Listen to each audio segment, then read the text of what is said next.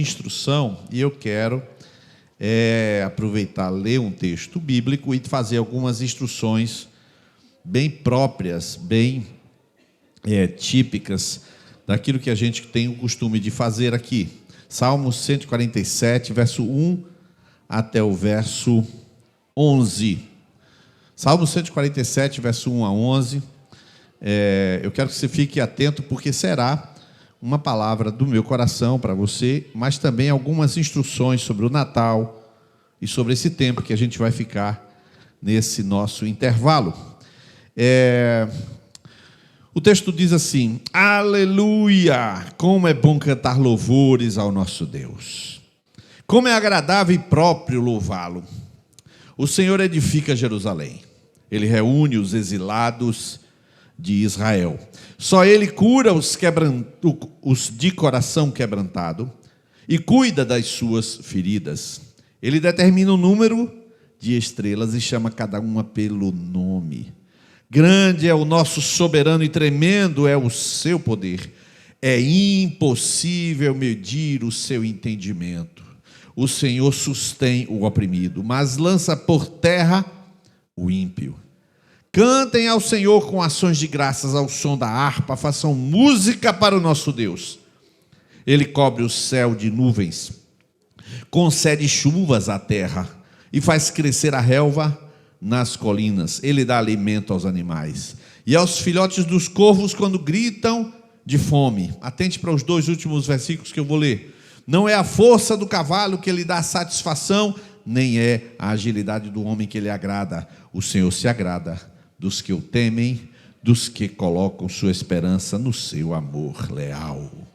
Glória a Jesus, aleluia. Queridos, nós estamos chegando ao fim do ano em que vimos este ano esses textos acontecerem. Aqui no Salmo de número 147, verso 1, ele fala do louvor. Como é bom cantar louvores. Eu quero que você pode colocar cada versículo à medida que eu vou falando. Como é bom cantar louvores ao nosso Deus, como é agradável e próprio louvá-lo. Esse versículo dá-nos uma lição muito importante para esse final de ano. Nós estamos encerrando as nossas atividades na próxima terça-feira e, de fato, muita gente pergunta por que é que a gente faz esse tempo de recesso. Nós estamos com recesso, nós estamos cansados de Deus, cansados da Bíblia, cansados da cara uns dos outros. E a gente, se não parar, a gente surta. Não, irmão, não tem nada disso. Na realidade, o que acontece, vou repetir de forma sintética para você. No momento de pessoas, numa estrutura religiosa, a liturgia, o culto é essencial. Por exemplo, em uma religião de matriz africana, você tem que ir lá porque você quer, então você tem que oferecer um voto e daquele voto você obtém um benefício.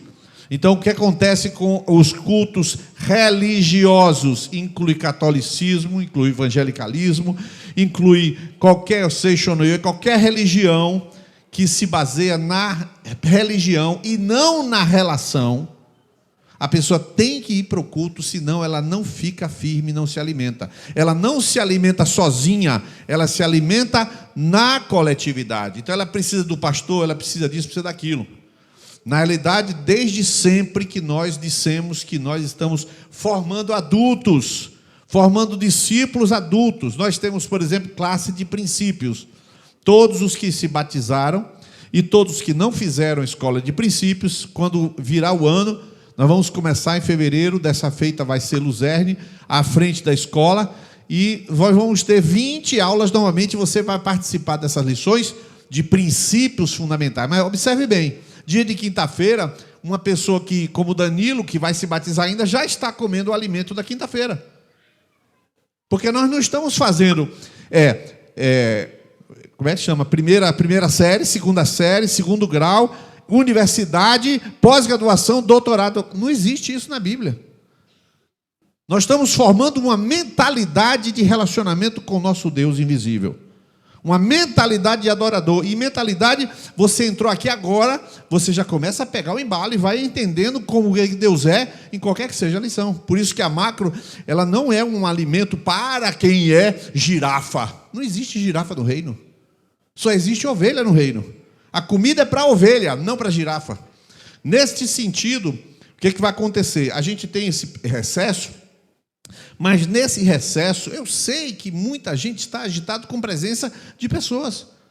Aí vem tio visitar, aí você tem que ir visitar, e você tem que participar de um amigo secreto, não sei de onde, da família da mãe, da família de não sei quem, da família do outro casamento, porque se converteu, mas já tinha casado, sei lá as quantas. E aí a mãe da minha nora, aí começa aquela muitos parentescos, e você está participando de várias atividades. E você vai chegar no domingo, você está no Natal, e você tem que largar o Natal para vir para um culto. Desculpa, mas você lá vai fazer mais função do que aqui. Sua atividade é lá para você dar um testemunho. Então, neste sentido, nossa vida, a gente passa o ano todo, não para que estejamos aqui no culto sentindo a presença de Deus apenas. Aqui nós estamos nos trabalhando, mudando atitudes, para que lá onde a gente vive, de fato, a vida, lá as coisas aconteçam.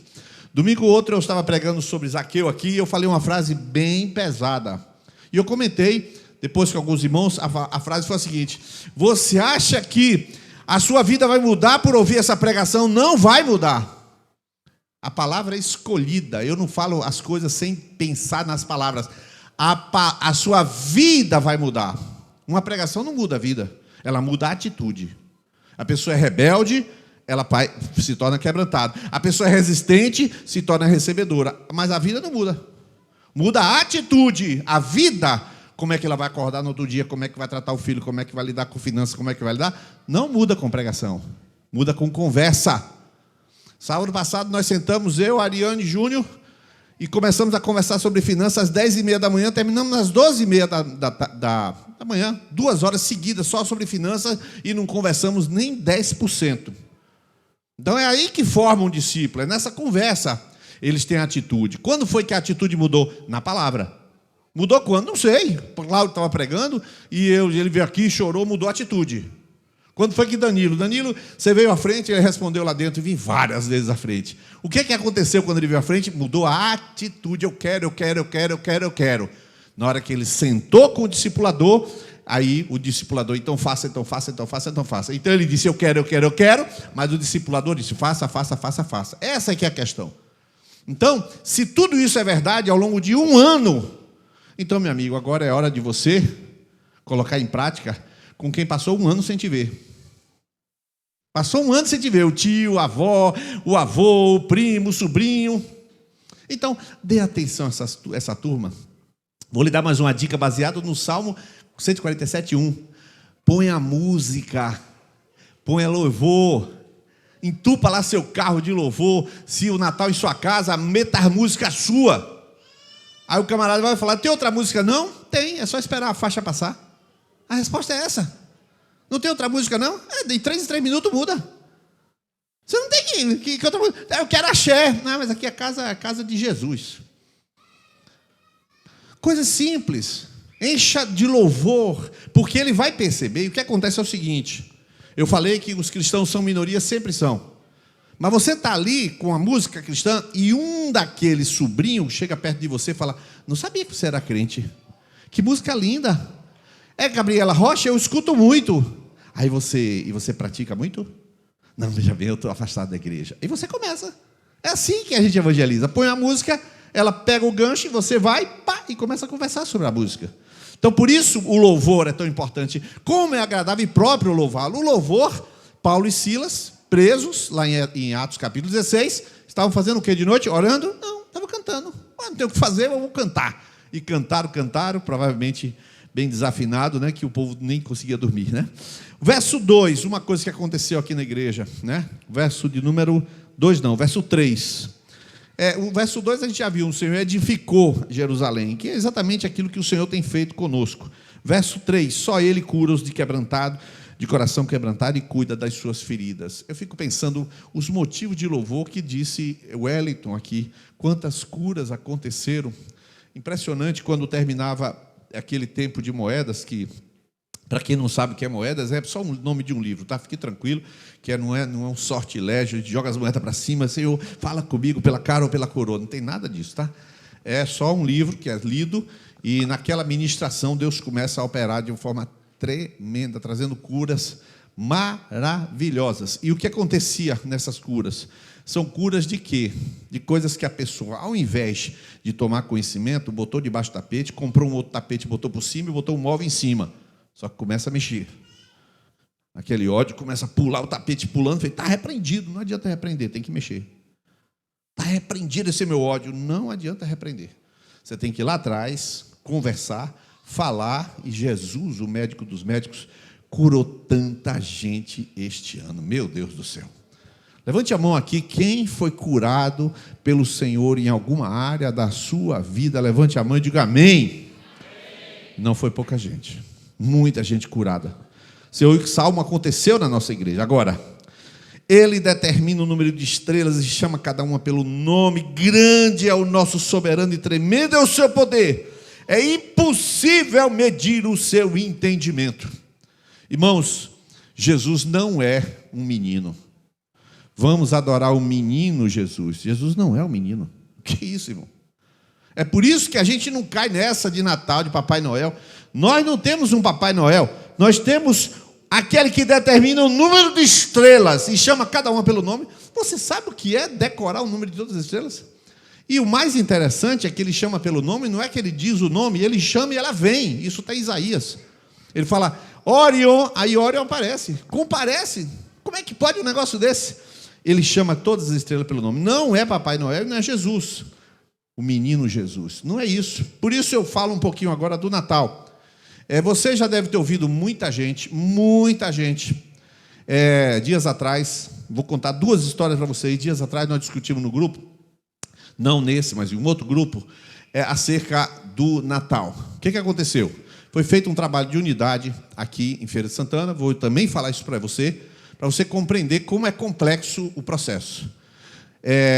Foi feito o dia da Bíblia aqui agora, os pastores todos foram convocados, todos não, uma parte foi convocada para estar na nossa cidade fazendo uma programação para o dia da Bíblia. Só que, 3 meses atrás, mais ou menos, ali junto do Shopping Boulevard, foi montado um palanque enorme e aconteceu ali um festival. Eu não sei o nome, Festival de Música Gospel, foi isso? De cultura evangélica, foi isso aí. E aí, ninguém sabia o que era aquilo, perguntaram, eu não sabia o que dizer. Eu confesso a você que eu não vou recomendar um negócio que eu não conheço. E eu não sabia quem estava à frente daquele evento. Aí, o evento aconteceu, né?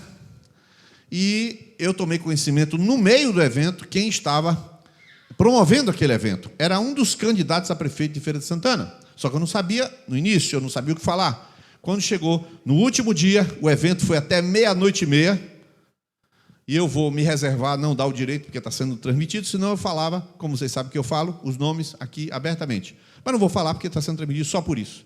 Então, a pessoa que foi lá fazer o pronunciamento final é um assessor direto do candidato a prefeito, e foi quem trouxe a palavra final. E no final o governador apareceu, o candidato a prefeito apareceu, e ele disse, nós vamos fazer esse evento em toda a Bahia, em todo lugar. Aí eu fiquei, como diz Tiririca, né? Fiquei virado, porque eu disse, rapaz, política de novo. E o pior, os pastores foram lá e levaram o rebanho naquele negócio. Passados 3 meses, um evento do Dia da Bíblia. Já eram outras pessoas, e 2 pessoas que nunca mexeram com unidade de pastor. Eu falei, rapaz, vou me meter nesse negócio, porque eu fico com a culpa de que não estou envolvido.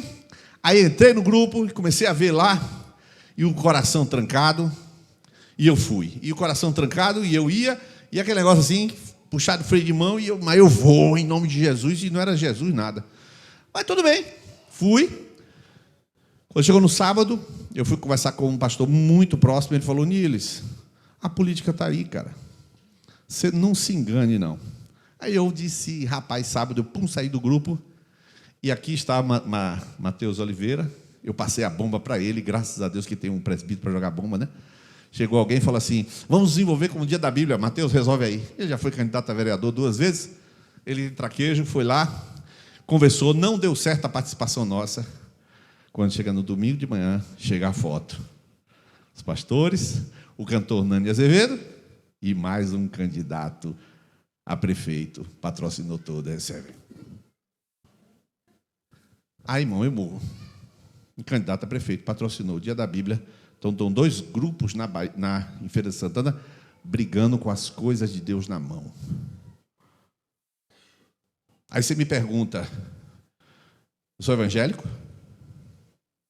Aí, meu irmão, você que está assistindo aí em casa, tu vai ter que aguentar a resposta agora. Porque o povo aqui está tranquilo, mas tu que está assistindo aí, não sou. Essa é a minha resposta. Porque não dá, irmão. Gente vendendo o rebanho de Jesus. Vende para um lado e vende para o outro. Eu não sou esse tipo de pessoa. Você me desculpe, mas não posso sentar numa mesa. É por isso que quando tem evento pastoral, eu chego tarde. Porque tem que tomar café junto com aqueles irmãos, eu não sento. Eu não vou comer, partir o pão, porque eu não tenho convicção. É duro ouvir? É, e eu estou falando. Tem que dizer. O que eu quero dizer a você é que não dá para misturar algo santo com algo mundano. E tu vai para o Natal, colocar dentro da tua casa a figura do Papai Noel e dizer o quê para teu filho? Que Papai Noel vai abençoar a vida dele? É tão simples entender o Natal. O Natal é a pessoa de Jesus. O comércio se apropriou e faz o que quer. E a gente gasta, você não, você é discípulo. Mas um monte de gente se entrega ao Natal. O que a gente faz no Natal? A gente tenta transformar o Natal numa proclamação sobre Jesus Cristo. Não é difícil. Se você tem dificuldade, eu mando para você esboços vários para pregar sobre Jesus. Por que eu falei isso? Porque esse grupo que estava organizando o Dia da Bíblia é contra o Natal. Aí eu saí do grupo. Eu cheguei e falei, vocês, como é que é o Natal? Você comemora Natal, é? A gente toca chofar, nós vamos tocar chofar em 4 pontos aqui da cidade e ungir os lugares. Eu falei, fora do grupo, tchau, saí na hora. São contra o Natal, não vão celebrar Jesus, mas vão tocar chofar em 4 lugares aqui em feira e jogar óleo nas esquinas. Isso tem outra coisa, não tem? Tem, você já entendeu. É porque é discípulo, né? Já está acostumado com o que eu estou falando. Por que eu estou falando essas coisas, irmão? Eu estou ensinando você a pensar. Pensa. Você tem um Natal em sua casa, tem um monte de pessoa descrente, crente, bêbado não, mas é alcoólatra e não sei o que lá, adicto, né? O certo é adicto e tal, não sei o que, tal. Tem um bocado de gente. E você é a luz lá, você faz o quê? Você faz o quê? Você já sabe que você vai trazer Jesus. Você é contra lá, está repreendido. Para de repreender isso. Deixa o CD tocando lá. Mas na hora que você entrar, você podia diminuir a música aí, faz favor? Bota aí Isaías 9, faz favor. Menino. Agora baixa aí um pouquinho aí que a gente vai cantar. Eu queria ler um texto aqui. O menino nos nasceu, o filho se nos deu, Isaías 9, 6. E o principado está sobre os seus ombros, seu nome é maravilhoso, conselheiro, Deus forte, Pai eterno, príncipe da paz. Nós estamos aqui por causa disso. Está escrito? Ah, isso mesmo. Um menino nasceu, um filho se nos deu. 9, 6, é isso aí. Então, e você vai e ministra Jesus. E sai. E sai. Você não está ali para criticar Natal, para criticar peru, para criticar Papai Noel. Agora, se for na sua casa, você define como sai. Deu para entender, igreja? Por quê? Porque nós adoramos um Deus que determina o número de estrelas, chama cada uma pelo nome. Grande é o nosso soberano e tremendo é o seu poder. E eu vou terminar aqui falando, que eu não vou me estender, falando para você o seguinte: nós, ao terminarmos este ano, muitas pessoas têm a necessidade de descansar, de viajar. Vai ter uma espécie de recesso no Colégio Ágape?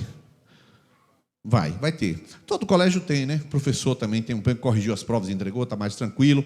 Você vai receber pessoas em casa, vai visitar alguém. Uma das coisas, já falei sobre o louvor, mas é uma das coisas acerca do seu testemunho.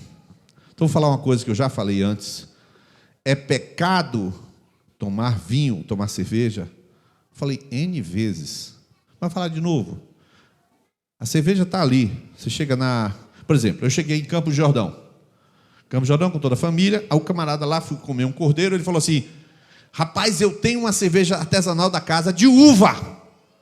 Cerveja de uva? Eu nunca vi isso. Pois é, ela tem isso, tem lúpulo. Aí me deu uma cerveja maravilhosa. Quem é que estava na mesa? Eu, Rafael, Niles, Fernanda. Pegamos uma cerveja de 500, tomamos 100 ml cada um, 4% de álcool. Claro que ninguém ia ficar bêbado, nem sequer com uma taça de vinho. Mas o que eu estou falando? Nós degustamos num ambiente regrado, reservado, tranquilo, controlado. Agora você chega e não é cuidadoso com esse tipo de coisa, o que vai acontecer? Você vai perder a sua autoridade de testemunha. Então, algumas vezes você tem que dizer não, quase sempre, nos ambientes você vai dizer não, quase sempre, mas a igreja não vai mandar você dizer não. Todas as coisas me são lícitas, mas nem todas me convêm. Todas as coisas me são lícitas, mas eu não me deixarei dominar por nenhuma delas. Então eu recomendo sempre, você antigamente vivia uma vida de alcoólatra, não toque em álcool. É uma instrução pastoral veemente, não toque em álcool. Por quê? Porque você cortou a sua nova vida com a velha vida, você deu um corte. Não é porque o coitado, não, você usa álcool para limpar a sua mesa, mas você corta porque você está cortando quem você foi com quem você é. Entende? Mas o que importa não é nem uma coisa nem outra. O que importa é o quê? Eu estou aqui representando Jesus, eu estou aqui carregando Jesus, eu estou aqui levando Jesus. No Natal, todos estão olhando para mim, a família está olhando para mim. Então eu não estou discutindo religião, se é certo, se é errado, fazer ou deixar de fazer. Eu estou olhando a minha consciência e o meu testemunho. E se eu ando assim, você pegou todo o ensino de um ano e foi lá praticar. E ninguém vai lhe vigiar. Mas você estará com sua consciência em Deus. Você tem 15 dias aí, 17 dias viajando, você vai numa praia, nós fomos numa praia de Itacaré. Fomos na Itacaré. Adorei aquele lugar com quanto comida. Mas as praias são longe, meu irmão. Eu fui para uma praia, quase não volto. Você anda 3 quilômetros para descer e na hora de subir, né? Como diz, para descer todo santo ajuda e o diabo ainda empurra. Na hora de subir, você não consegue. Ai, o Fernanda morrendo. Que praia, meu Deus. Mas depois, não vamos mais para a praia longe. Aí fomos no centro. Meu irmão, uma baixaria. Porque você sabe que as músicas hoje, só Jesus, né? Aliás, nem Jesus, né? Porque Jesus não desliga os rádios. Então, é um negócio horrível. Não volto mais em Itacaré. Mas por quê? A comida é boa, tem lugares bons. Mas a muvuca, Deus me livre, não quero mais negócio aquele. Aí não gostou. Apesar de ser um lugar legal. Percebe? Então, tenha essa sensibilidade em relação a tudo isso. E eu leio a última coisa do ano dessa macro. 10 e 11. Não é a força do cavalo que lhe dá satisfação, nem a agilidade do homem que lhe agrada. O Senhor agrada dos que o temem e colocam sua esperança no seu amor leal. A última coisa que eu quero dizer esse ano de maneira pedagógica, didática para você. Não é a força do cavalo, verso 10, que lhe dá satisfação, nem a agilidade do homem que lhe agrada. Usando este paralelismo, isso é um paralelismo, uma figura chamada paralelismo. Usando esse paralelismo, o que eu posso dizer a você? Que a força do cavalo e a agilidade do homem são paralelos. Se você confia na sua agilidade, não, eu falo inglês, eu falo francês, eu falo alemão, confia na sua inteligência, o cavalo também confia na força. Tu e o cavalo estão no mesmo patamar. Porque o cavalo só tem a força para confiar. Não estou te chamando de cavalo, mas estou falando, a literatura explica isso, usou um paralelismo. Então não vale, a habilidade não faz diferença para Niles, para rei. Não, eu tenho uma voz, rapaz, que sinceramente eu não sei como eu não sou anjo, que era para estar no céu, né? Cantando para a glória de Deus. Nada disso funciona, nada disso. Nem a agilidade do homem que lhe agrada. Jonatas toca muito. Toca sozinho aqui com o violão, parece a harpa de Davi. Não é verdade? Dá um beijo nele aí. Isso, dá um beijo por nós, por toda a igreja. Aqui, mas olha o verso 11. Não é isso que faz a diferença. O Senhor se agrada dos que o temem. Quem tem temor de Deus, agrada a Deus. Quem vai para a praia com temor de Deus, agrada a Deus. Vai usar biquíni ou maiô, tenha temor de Deus, decida. Não use biquíni não, estou falando para a mulher, tá? Homem não vai usar biquíni. Mas você entendeu? Vai usar biquíni ou maiô? Quem tem temor de Deus, decide. Quem tem temor de Deus, decide. O Senhor se agrada dos que o temem. Quem tem temor de Deus se comporta bem. Igreja não é lugar de tutela. Igreja é lugar de instrução. Igreja não é lugar de cabresto, é lugar de inteligência espiritual. Você recebe uma instrução e põe em sua prática e vê o que funciona. Vê o que funciona. Foi assistir um filme hoje de tarde? Um filme simples, qualquer lá. E o cara está assistindo lá, foi meio-dia assistindo, tá? Aqueles filmes que você não precisa pensar, já sabe o que é, né? O filho foi sequestrado, aí ele vai libertar, ele é esse fuzileiro naval, não sei o que e tal. Os filmes tudo igual. É aquele que você não precisa pensar. Está assistindo aqui, matando tempo assim, filme bom. De repente o cara entra num clube de striptease. A mulher começa a ficar pelada. Tira aí. Fernando, tira aí. Então eu tenho que ter. Tira. Por que eu não quero mulher pelada na minha sala? Simples assim. O discernimento vem na hora, no momento que aparece a necessidade. Por quê? Porque a gente se agrada ao Senhor, a gente teme ao Senhor. Acelera o filme. E assim você vai viver todos os dias da sua vida, nesses dias de recesso. Os que depositam sua esperança no seu amor leal, meu irmão, de tantas coisas que Deus começou a fazer neste ano. O Senhor começou a fazer. Você lembra desse texto? Onde é que está escrito? Que as coisas, Atos capítulo 1, as coisas que Jesus começou a fazer e a ensinar. Atos 1. Jesus apenas começou a fazer uma boa obra na tua vida, meu amado. Você nunca viu as coisas que o olho não viu e que o ouvido não ouviu, nem subiram ao coração do homem, são aquelas que Deus preparou para aqueles que o amam. Se você ama Jesus, eu quero dizer, este ano de 2024, o 2023 foi só uma amostra grátis. Foi só uma amostrinha do que vai acontecer. Você sabe por que eu digo isso a você? Todos que vêm aqui falam cheio, falam cuspindo, aí dá maravilha, todo mundo sai na maravilha, falando das coisas que aconteceram. Mas eu pergunto, alguém previu que ia acontecer essas coisas? Quem foi que previu o Joade aqui dessa igreja? Quem foi que previu? Ninguém. Ninguém nem sabia o que era Joade. Os sonhos de Deus, como já vimos aqui, Deus não dorme para ter sonho. Só que Deus tinha um plano para mim, eu tinha que entrar, e nós entramos e vivemos coisas extraordinárias. Ministério influente, tinha ministério com jovens aqui? Tinha ou não? Você pensava no início de 2023 de começar o ministério com jovens? Não, pode falar a verdade, aquilo que você tinha me dito. Não minta não, rapaz. Não, ele não pensava. Você pensava que o ministério e a família ia ser como foi? Muito assim, muito acima, muito além. Vou falar só uma coisa. Ano de 2000, vou falar só uma coisa. 2023, fique de pé, Eva. Fique de pé, Fabrício, Tati. Cadê Rodrigo e Cláudia? Ah, Rodrigo e Cláudia. Então pronto, eles dois. Rodrigo está lá, Cláudia e Yasmin. Queridos, olha só. Muito tempo atrás, Eva veio para a igreja, voltou. Eu achei as fotos de Eva nas Boas Novas. Em 2001, está lá a Eva junto com a gente. Em 2001, saí da Assembleia, foi para lá, estava ela junto. 2001, achei as fotos. Fabrício, se você não sabia, trabalhou comigo na Tensil durante muitos anos. Eu saí da Tensil e ele continuou lá. Trabalhando na Tensil vários anos. Foi embora para Manaus, foi funcionário nosso lá. Depois de muitos anos, os dois voltam. Cláudia volta, chega lá no Ágape, olha para mim assim, lembrando de uma frase que eu disse 17 anos atrás. Hoje, todos eles servem ao Senhor. E mais do que isso, Yasmin entregou a sua vida ao Senhor este ano. Aí você pergunta, aí Yasmin fala, ai meu Deus, falou meu nome. Falei. É só assim, aquilo que Deus começou a fazer nessa família, começou a fazer com uma pessoa chamada Eva. E Deus vem trabalhando.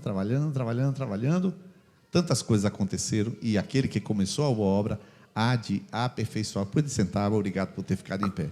Então, este ano, que vai começar, Deus apenas em 2023 deu uma luzinha daquilo que Ele vai fazer na sua vida. Amém? Vamos ficar de pé e aplaudir ao Senhor, porque grandes coisas tem feito o Senhor por nós. Glória, glória, glória a Jesus. Vamos louvar ao Senhor e orar, terminando a nossa macro. Agradecer ao Senhor pelas muitas coisas que Ele tem nos ensinado. Esse tempo é um tempo de você desfrutar, louvar, como disse Lucas, ser fiel no seu devocional e viver na prática da palavra. Vamos fechar os nossos olhos e agradecer ao Senhor. Senhor Deus, muito obrigado, Senhor. Muito obrigado por este ano de ensinamentos, de instruções da palavra, da tua parte. Muito obrigado, Senhor, pela graça derramada em nosso meio. Muito obrigado, Senhor, pelas coisas que nós não praticávamos e que o Senhor estendeu a mão e nos ensinou a praticar. Muito obrigado, Senhor, pelos pecados que, Senhor, prendiam a nossa vida e que o Senhor nos libertou.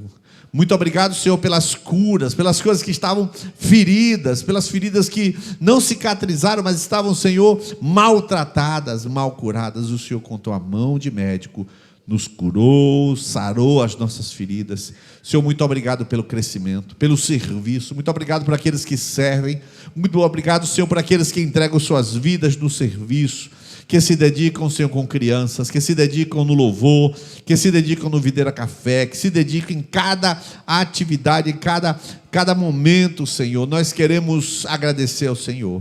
Nós queremos, conforme já oramos também, Senhor, pedir a expansão deste nosso espaço, Senhor. Nós pedimos pelos terrenos que nós já citamos diante do Senhor, e nós queremos, Senhor, pedir que este ano, aquilo que o Senhor começou em 2023, seja nos concedido expandir em todas as direções, Senhor. Para a direita, para a esquerda, para cima, para baixo, para tudo que aquilo que o Senhor colocar em nossas mãos, conforme nós lemos hoje, que venha a prosperar e que todos os teus filhos aqui neste lugar prosperem em todas as áreas, que as suas famílias sejam famílias sábias, famílias prósperas, famílias unidas, famílias que ensinam seus filhos e criam no temor do Senhor, e que esta igreja seja sempre uma igreja de fé e de alegria e de amor. Nós te louvamos e te adoramos em nome de Jesus. Amém e amém. Aplauda ao Senhor, agradecendo a Ele por tudo que Ele tem feito. Deus nos abençoe. Até o próximo domingo, e terça-feira também estaremos juntos.